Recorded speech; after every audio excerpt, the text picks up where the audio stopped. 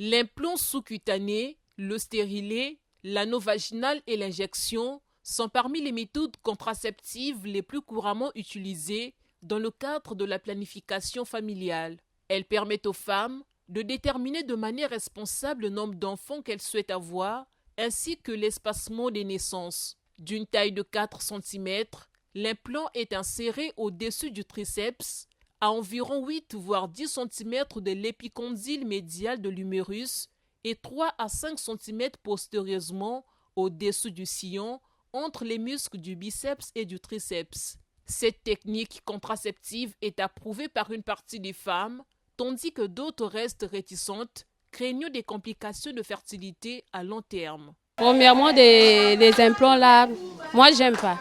Mais souvent ça nous ramène des inconvénients. Donc, tu peux faire pour 3 ans ou 4 ans, tu ne tombes pas enceinte. Donc moi, j'aime pas les implants. Je prenais une injection de 3 mois.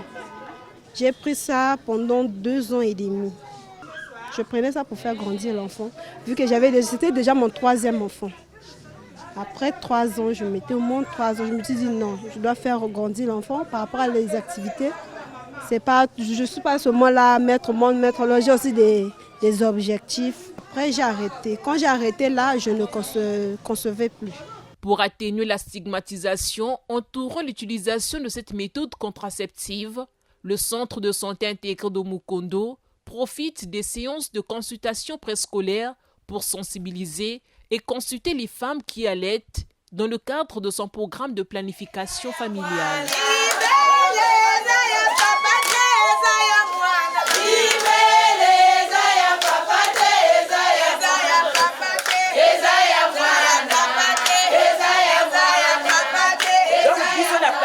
Familiale, tu as une méthode, cette méthode. Autre pièce, on a passé à Zemi, on a évité Zemi. Et nous conseillons aux femmes de se rapprocher auprès des services de santé appropriés 45 jours après l'accouchement ou le retour de l'utérus dans le dessein de savoir comment il faut se comporter pour éviter d'avoir des grossesses non désirées. Pour ce faire, nous mettons à la disposition des femmes cette méthode pour éviter de tomber enceinte, parmi lesquelles les injections d'une durée de 2 à 3 mois. Aussi les implants de 3 à 5 ans que nous infusons aux femmes au niveau de la main. Il en est de même des pilules en comprimé dont la prise est soumise à un traitement journalier sans discontinu. L'omission de la prise de comprimés peut entraîner la conception fortuite chez la femme. Toutes les femmes sous traitement contraceptif devraient être suivies minutieusement par les professionnels de santé et même dans le cas échéant où elles désirent avoir un autre enfant.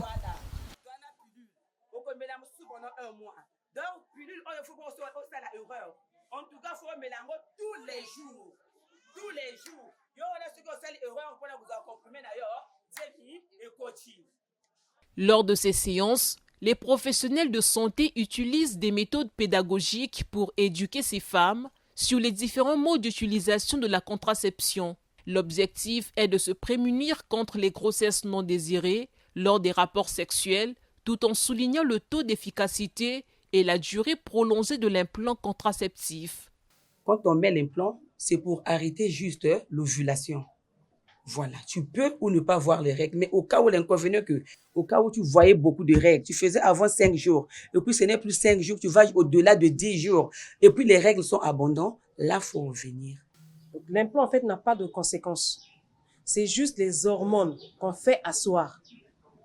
Voilà pourquoi il y a certaines femmes, quand on les met, elles grossissent, mais en contrôle. Parce que quand on met ces injections, quand une femme rentre en planning familial, elle doit être sous contrôle. Elle doit revenir à des dates qu'on leur donne pour revenir pour le contrôle. Dans ces contrôles-là, c'est là où on vérifie le poids qu'elle a commencé par rapport à ce qu'elle a maintenant. On vérifie la glycémie, on vérifie sa tension, on a beaucoup de questions. Si elle est diabétique, tout ça, on vérifie ça. Et le poids, si elle augmente un peu, elle prend un peu plus de poids, on lui met sous régime. 1 fois, 2 fois, ça ne va pas, on enlève, on retire ça, on change de méthode. Il y a ceux qui mettent juste 2 ans. Il y a ceux qui mettent 5 ans. 5 ans, généralement, c'est la jadelle. C'est 2 tiges. L'implant, c'est 1 tige. Donc, dès qu'on l'enlève, on demande.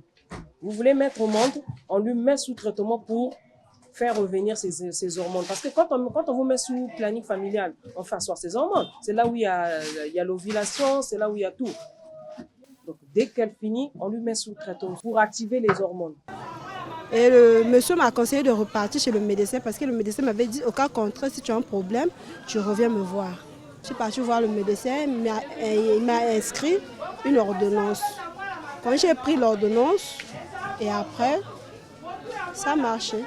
Et l'enfant que j'avais laissé là quand je prenais ça, et maintenant là, mon fils là, a 8 ans. Et le bébé que je viens de naître a maintenant 3 mois. Les inquiétudes des femmes concernant la fécondité après le retrait de l'implant ont été abordées par le docteur Jean-Claude Kala, gynécologue de formation et chef de service de l'hôpital de référence de Makelekele. L'implant, c'est une technique où on utilise les hormones gestatifs. Donc, il y a un tige qui dégarde les gestatifs pendant une durée de 4 mois en moyenne. Et pendant toute cette période, la grossesse est quasiment impossible. Dans la contraception, tout médicament qu'on peut utiliser dans la contraception doit avoir un caractère réversible. Elle peut toujours tomber enceinte quand on arrête. C'est vrai que c'est pas aussitôt. Ça ressemble un peu à une femme qui vient d'accoucher ou qui vient d'enlever une grossesse. Là, faut compter au moins 1 mois, 2 mois par là où tout le système nous pense en solution et elle peut tomber enceinte. Et puis l'avantage de l'implant, comparativement à la pilule orale, l'implant, quand on l'a posé, vous vous souvenez sûrement qu'il faut que je palpe mon bras pour vérifier mon empreinte toujours repérable. Et vous attendez les délais. Si vous êtes enceinte aussi, aussitôt, à n'importe quel moment, avant la date de péremption, vous pouvez faire retirer l'implant et vous pouvez tomber enceinte. Par contre, la pilule orale, il faut jamais oublier les prises. Donc, quand on pense qu'on n'a pas vraiment cette dextérité de pouvoir surveiller, de pouvoir prendre les médicaments au bon moment, l'implant, pour moi, c'est un moyen pour, entre guillemets, les paresseux. Ceux qui sont pas vraiment, qui regardent pas à tout moment, est-ce que je dois pas, est-ce que j'ai pris, on peut l'oublier.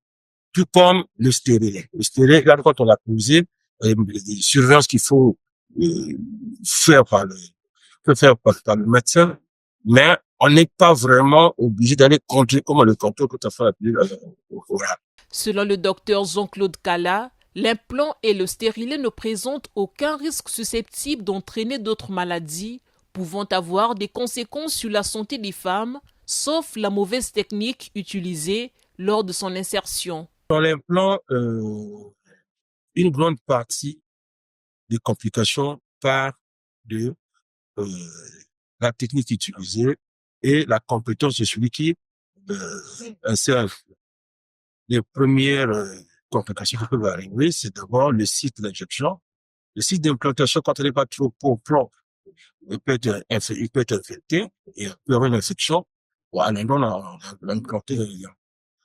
Et il y en a aussi des complications qui peuvent se passer sur la peau, en donnant quelques complications, dont la rougeur, par exemple, qui peut intervenir sur la zone d'injection.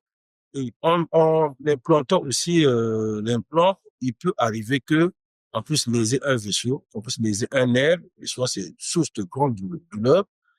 Il y a aussi l'effet de la pression dans le corps humain qui peut faire que la personne prenne du poids. Ça peut c'est la personne qui est obèse à la suite de pose d'un implant.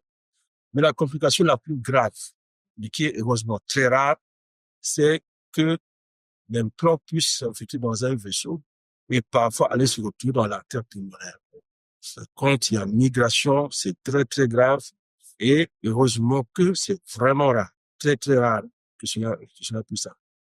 Ces méthodes contraceptives offrent aux femmes un contrôle accru sur leur santé reproductive, tout en soulignant l'importance d'une éducation et d'un suivi médical approprié. En fin de compte, l'accès à ces informations et à ces soins est crucial pour garantir un avenir plus sûr et plus autonome pour les femmes dans leur planification familiale.